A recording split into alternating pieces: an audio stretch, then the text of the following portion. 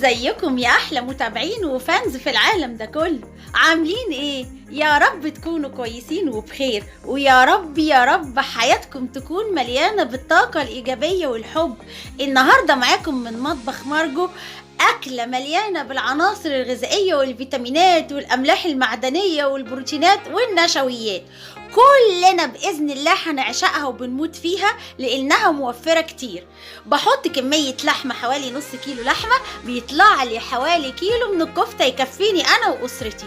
طبعا معانا حاجة مفاجأة، كفتة بالبرغل وتحتها الخضروات اللي هي البصل والفلفل والطماطم، بيتعملوا مشويين تحتها في الفرن مع رز بالخلطة وتاني باللومي والقرفة والكركم والكاري. هيعجبكم كلكم وهتاكلوا صوابعكم وراه. بس عاوزة اطلب منكم طلب، كل اللي يتفرج على الفيديو بتاعي يا ريت يعلق لي بتعليق ويكتب لي كومنت هو بيتفرج عليا منين. ودلوقتي مش هطول عليكم اكتر من كده في المقدمة، هقولها لكم كل تكاتها وحركاتها بس بعد الانترو. انزل يا ابني بالانترو.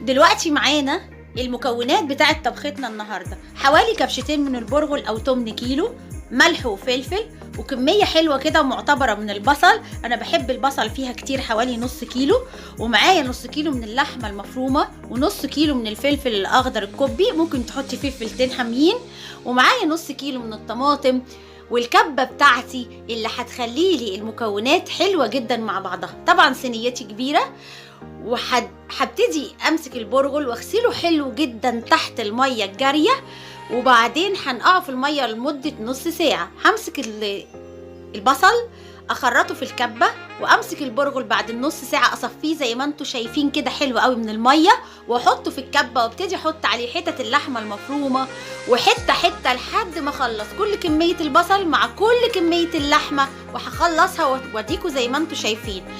ايه فايده الكبه؟ انها بتخلي اللحمه تعمل انسجه عشان تبقى ماسكه في السيخ بتاعي. بعد ما خلصتها حطيتها في الطبق وحطيتها في التلاجة لمده ساعتين اقل حاجه او ليله كامله.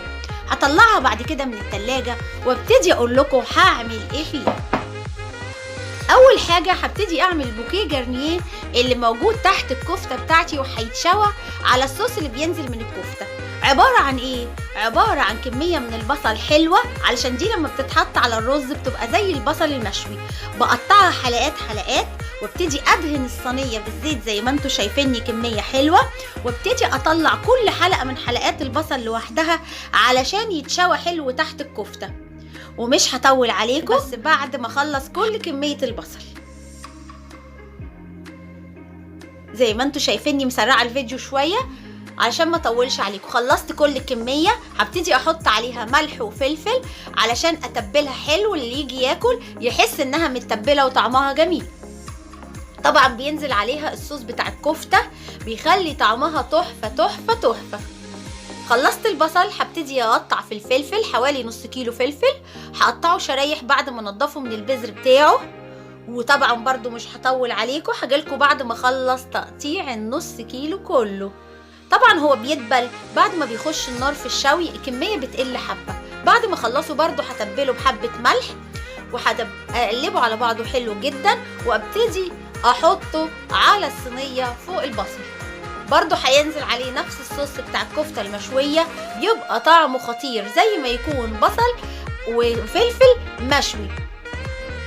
هبتدي بعد كده امسك الطماطم واقطعها حلقات، وكل حلقه على نصين، وهجيلكوا بعد ما اخلص الكميه كلها. زي ما انتوا شايفيني بقطع حلقات حلقات، وكل حلقه على نصين. وبعد كده نفس الكلام، هتبل الطماطم بشويه ملح واروح حطاها على الصينيه. طبعا كده بقى عندي البوكيه جرنيه اللي انا حطيته تحت الكفته المشويه، عباره عن بصل وطماطم وفلفل. هقلبهم كلهم تقليبه حلوه مع بعضهم بعد ما كل حاجه تبلتها لوحدها، وهبتدي ابططها بايديا كده عشان ابتدي اصبع صوابع الكفتة، واستنوني بعد ما اوضب الصينية. طبعا احلى صينية دي ولا ايه؟ استنوني بقى عشان تقولولي عاشت ايديكي يا بنت يا مارجو. بصوا بقلب التقليبة دي الخضروات كلها، طبعا مجموعة فيتامينات واملاح معدنية ما حصلتش. ادي الكفتة، هبتدي اصبع الكفته صوبع صوبع. طبعا همسك الصوبع اخليه مليان كده ومحمل، بس مش قوي، علشان لما يتشوي في الفرن يطلع مستوي حلو. وبعد ما اعمله هقع الخرم في النص علشان الحراره بتاعه الفرن تسويه من جوه ومن بره. بلفه بايديا زي ما انتم شايفين، واحاول لما امسك كفتايه تانية ايدي تبقى زي الميزان. طبعا ست البيت الشاطره هتفهم كلامي ده، لو لسه مبتدئه اتعلمي مني. كفتايه كفتايه كلهم يبقوا ميزان واحد عشان كلهم يبقوا نفس السوا. شايفين منظر الكفته؟ شكلها يجنن. دلوقتي هتشوفوها معايا وهي طالعه من الفرن هتاكلوها حاف. طبعا بصبع معاكم بقيه صوابع الكفته لحد ما اخلص كل الكميه، واعمل كل الكفته صوابع مقاسها نفس المقاس، حجمها نفس الحجم. لو وزنتها على ميزان من غير ميزان ايدي ميزان. خلصت الكفته، هبتدي احط شويه زيت في طبق، وعندي كاتشب حار هحط كميه على الزيت، كميه حلوه كده، وابتدي اضربها بنص معلقه ملح زي ما انتوا شايفين اهو، نص معلقه ملح. هبتدي اضربها بالشوكه حلو، وبعدين اخدها بالفرشه وادهن بيها وش الكفته عشان لما احطها في الفرن تديني اللون الاحمر الجميل اللي بيفتح النفس من غير ما الواحد ياكل. بصوا صوبع صوبع انا ماشيه بالطابور. عاشت ايديكي يا بنت يا مارجو، احلى صينيه كفته دي ولا ايه؟ استنوا بقى لما تشموا الريحه معايا بعد ما تطلع من الفرن.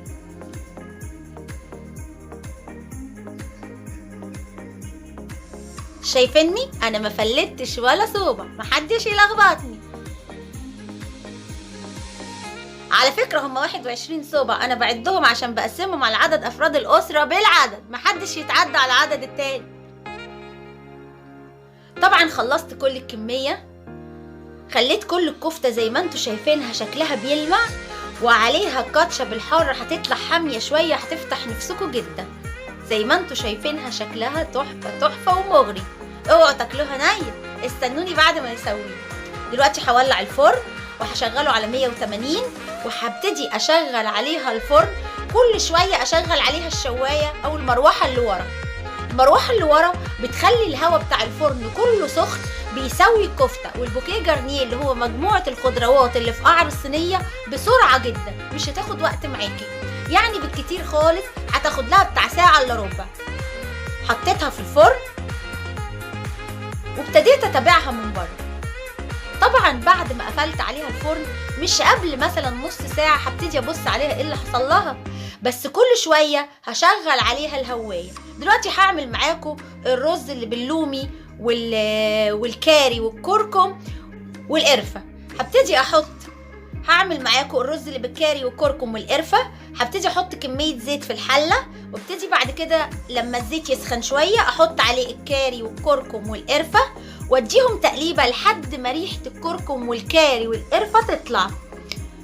طبعا زي ما شفتوني غسلت الرز حلو، بعد ما الاقي ريحتهم طلعت هحط الرز واديله تقلبتين مع القصه دي كلها علشان يديني اللون الاصفر الجميل.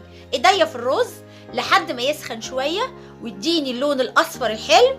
طبعا في نفس الوقت هكون حاطه ميه في الكتل تغلي، علشان اول ما الرز يسخن وياخد اللون الاصفر احط الميه في الكتل، مش بمعيار، بس فوق الرز بحوالي صوبع ونص.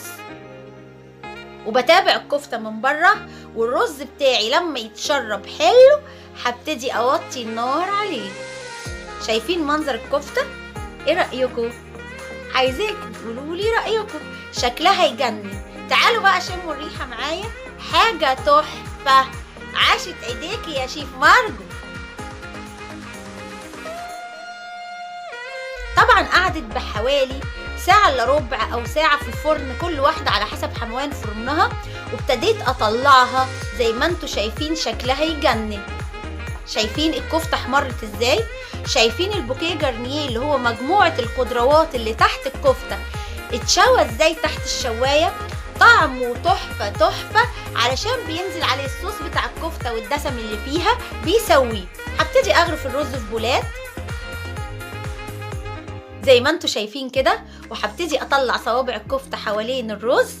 انا بقى عايزاكوا تيجوا تشموا الريحة معايا، انا جعانة جدا وعايزة اكل، هغرف وراح هاكل. اللي شاف معايا الوجبة بتاعتي النهاردة وازاي هي وجبة كاملة متكاملة تاكليها تبقى شاملة في العناصر الغذائية، وعجبته طريقتي وشم الريحة التحفة دي معايا، يكتب لي احلى تعليق في الكومنتات من تحت، وعايزة اعرف هو بيتابعني منين. واستنوني في الوجبة الجاية من مطبخ مارجو. بحبكم كلكم، باي باي.